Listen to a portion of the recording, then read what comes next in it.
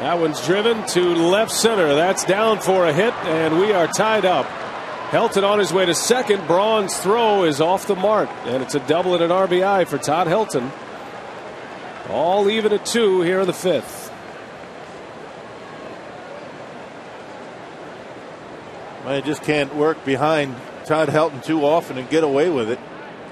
3-1 pitch, he was able to get him to swing and miss, but left that last fastball out over the plate.